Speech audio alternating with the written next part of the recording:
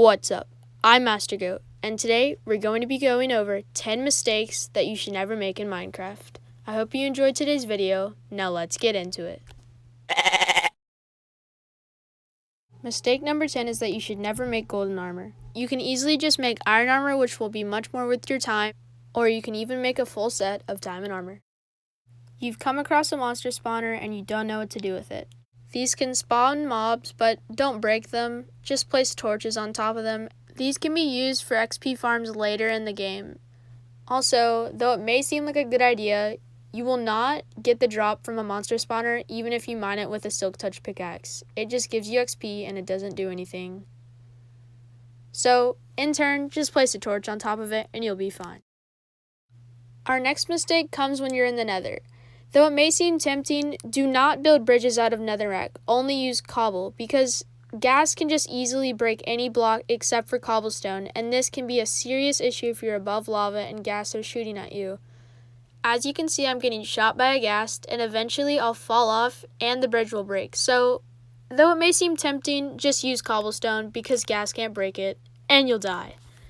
So this is what happens when you use cobblestone instead. Yeah, you'll still get knocked off, but there's a really low chance that you'll die because the bridge won't get destroyed. I'm going to go and fight this ghast, and see, he doesn't break it at all.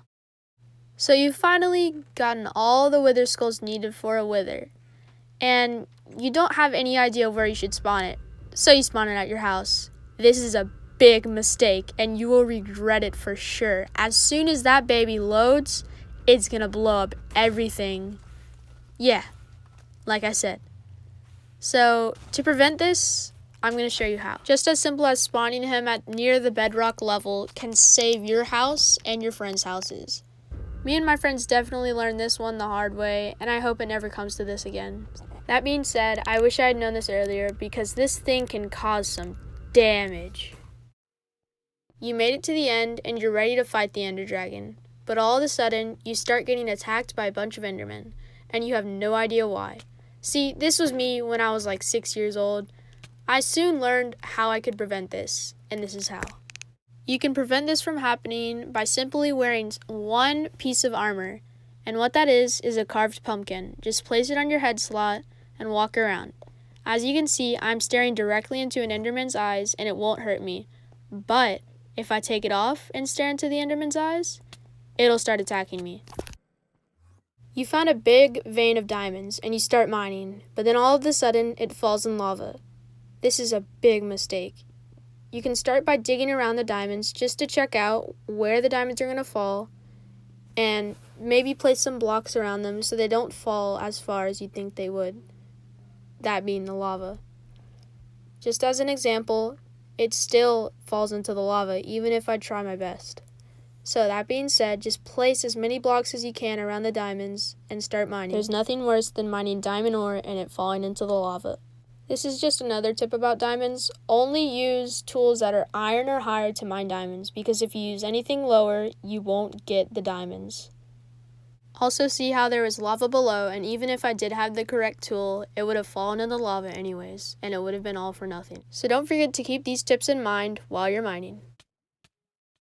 When I'm trying to get around in my worlds, there's nothing worse than having to travel to places, and that includes jumping off of hills.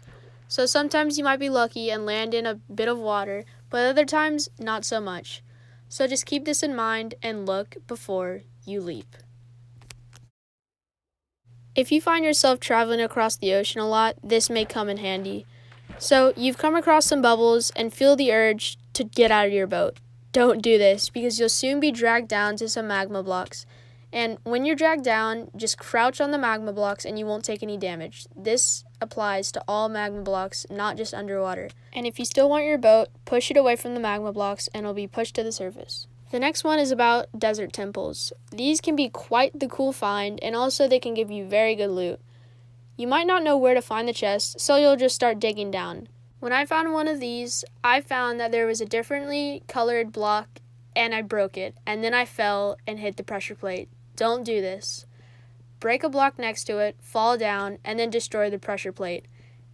And the loot is yours. I mean, just look at all this good stuff. And just to show you how bad that one pressure plate could have been, When I break this block, it'll reveal tons of TNT that could have exploded on you and killed you and broke all the loot. And to top it off, mistake number 1 is digging straight down. Many people are fond of this and just like to try their luck, but honestly, don't do this. If you're a beginning gamer and you're just trying to save all your loot, just don't do it. It is just so stupid. Because eventually you won't find anything, and even if you do find diamonds, you're going to dig down and fall into a bunch of lava, which is very bad. So you should just take the extra time and make stairs for your mine. I'm sure some of you guys out there are probably like, well, why would you put dig straight down in a video? That's just common sense. Well, this video wouldn't be this video without dig straight down in it. So I hope you enjoyed today's video, and if you did, it would mean so much to me if you could like and subscribe. Don't forget to stay goated.